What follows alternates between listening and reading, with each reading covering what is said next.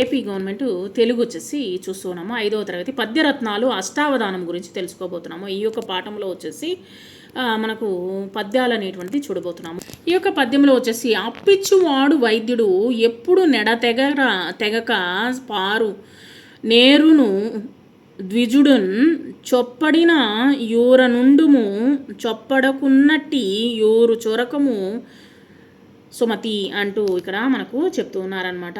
బద్దెన రచించారు.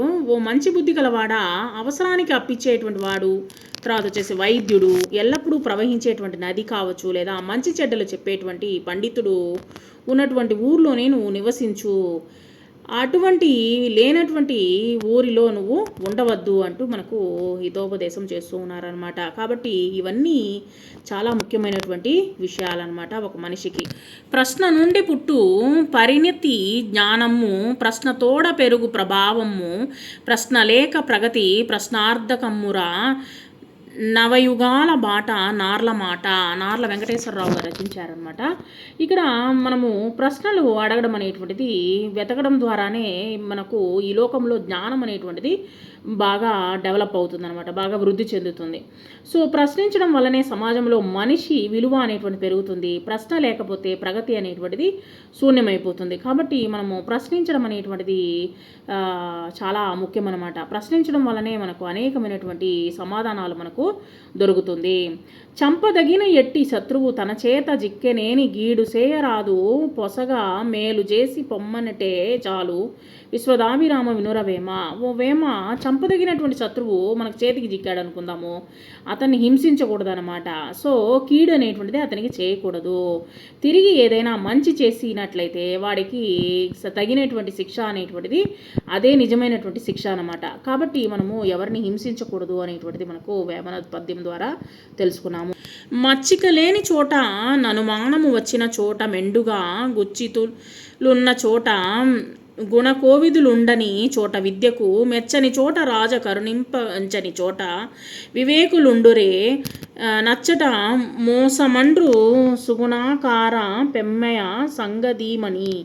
ఇక్కడ వచ్చేసి చొరవ లేని చోట, అంటే మనకు వచ్చేసి ఒక చొరవ అనేటువంటిది చాలా ముఖ్యం అనమాట. ఒక ఫ్రెండ్షిప్లో కావచ్చు, లేదా వచ్చేసి ఒక బంధువుల విషయంలో కావచ్చు. చొరవ లేని చోట, సందేహము ఉన్నటువంటి ప్రదేశములో, తర్వాత వచ్చేసి సందేహము ఉన్నటువంటి చోట, తర్వాత చెడ్డవాళ్ళు ఎక్కువగా ఉన్నటువంటి చోట, తర్వాత గుణము తెలుసుకునేటువంటి పండితులు లేని చోట, తర్వాత వచ్చేసి విద్యను మెచ్చుకొని చోట, మనము చదివినటువంటి విద్యను మెచ్చుకోని చోట, రాజు దయలేని చోట, వివేకము కలిగినటువంటి వారు, అంటే మంచి తెలివి కలిగినటువంటి వారు ఎవరు వచ్చేసి ఉన్నట్లయితే వాళ్లకు హానియే కలుగుతుంది, కానీ మంచి అనేటువంటిది వారికి జరగదు అని పెద్దలు చెప్తారనమాట. నిజము మీద భూమి నిలబడి యుండును, సత్యవాక్కు వలన జనత నడుచు, సత్యమొకటి పాప సంహారమును చేయు, కాళికాంబ హంస కాళికాంబ అంటూ ఇక్కడ మనకు పోతులూరి వీరబ్రహ్మేంద్రం గారు చెప్పినటువంటి పద్యం అన్నమాట. నిజము కలకాలము భూమి మీద నిలబడి ఉంటుంది, అంటే నిజమే మాట్లాడాలి. సత్యవాక్కు వల్లనే జగతి నడుస్తుంది. సత్యము ఎప్పుడూ వచ్చేసి సత్యవాక్కు మీదే మనకు ఈ యొక్క భూమి అనేటువంటిది నిలుస్తుందన్నమాట. సత్యాన్ని ఆచరిస్తే పాపాలన్నీ నశించిపోతాయి. కాబట్టి మనం వచ్చేసి ఎప్పుడు అబద్ధం అనేటువంటిది ఆడకూడదు, సత్యం అనేటువంటిది పలకాలి అనేటువంటిది మనకు ఇక్కడ పాపాలన్నీ నశించిపోతాయన్నమాట సత్యాన్ని కానీ ఆచరించినట్లయితే. ఓరులేయవి యొనరించిన నరవర యప్రియము తన మనంబునకు దానొరులకు నవిసేయుకునికి బరాయణము పరమధర్మ పదములకెల్లన్. ఇక్కడ ఓ రాజా, ఇతరులు ఏ పని చేస్తే తన మనస్సుకు బాధ కలుగుతుందో ఆ పని తిరిగి తాను ఇతరులకు చేయకుండానే ఉండడమే అన్ని ధర్మ మార్గాల్లో గొప్పది. కాబట్టి ఇందాక తెలుసుకున్న విధంగానే వచ్చేసి ఒకడు కీడు కల్పిస్తూ ఉన్నాడు, మనల్ని కీడు కల్పిస్తూ ఉన్నాడు, వాడికి వచ్చేసి కీడు అనేటువంటిది మరలా తలపెట్టకూడదు. కాబట్టి మనం వచ్చేసి మనము ధర్మాన్ని ఏ విధంగా ఆచరించాలి, వాడు కీడు తలపెట్టినా మనం వచ్చేసి మంచి అనేటువంటిది అతనికి చేసినట్లయితే, మనము వాడికి కీడు తలపించినట్లయితే అది మంచి పద్ధతి కాదనమాట. కాబట్టి మనము ధర్మాన్ని ఆచరించాలి.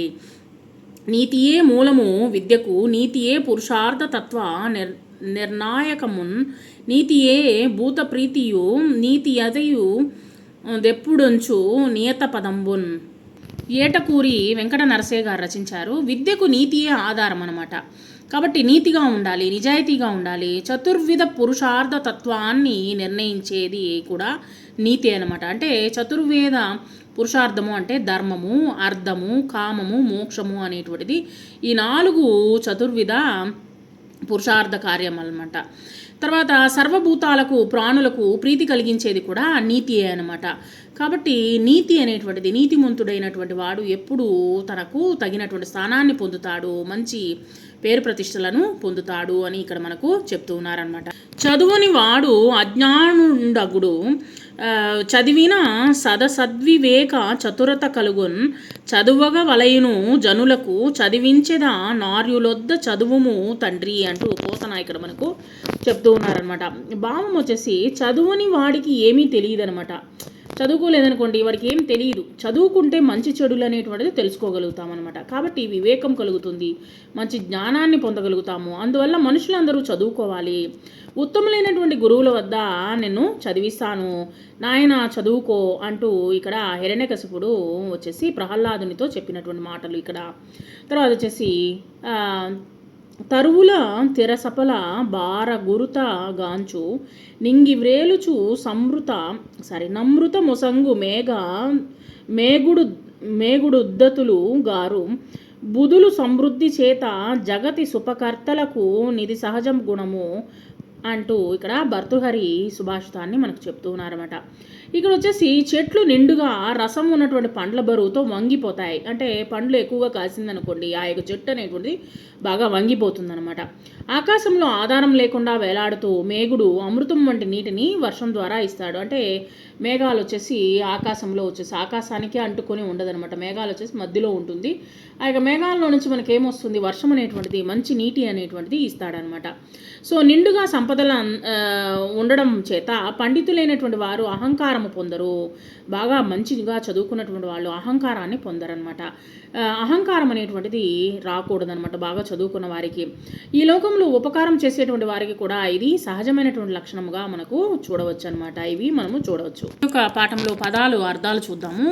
ఎడతెగక విడివదలకుండా అంటే తెగిపోకుండా అనమాట. ద్విజుడు అంటే బ్రాహ్మణుడు, చొప్పడిన అంటే ఉన్నట్టి, పొసగా అంటే తగినట్లుగా, చిక్కెనేని దొరికితే, కీడు హాని, పరిణితి మార్పు, సంశయించు సందేహించు, ప్రభావము గొప్పతనము, తరువు చెట్టు, గురుత గొప్పతనము లేదా బరువు, నింగి ఆకాశము, వ్రేలుచు వేలాడుతూ, అమృతము తీయని వాన లేదా తీయని వాన నీరు, కోవిదుడు విద్వాంసుడు అంటే పండితుడు, మేఘుడు మేఘము, సమృద్ధి అంటే ఎక్కువ కలిగి ఉండడము, పెన్నిది అంటే గొప్పదైనటువంటి నిధి, ఉపకర్త అంటే ఉపకారం చేసేవాడు, ఒరులు అంటే ఇతరులు, అప్రియము అంటే ఇష్టము కానిది, మనస్సుకు పరాయణము అంటే అభీష్టము, పరమధర్మము గొప్ప ధర్మము, వాక్కు మాట, అజ్ఞుడు అంటే తెలివి తక్కువ గలవాడు, సత్ అంటే మంచి, అసత్ అంటే చెడు, ఆర్యులు అంటే పూజ్య, కుచ్చితము అంటే కపటము, మెండుగా ఎక్కువగా, బుధులు అంటే పండితులు, ఉద్ధతులు గారు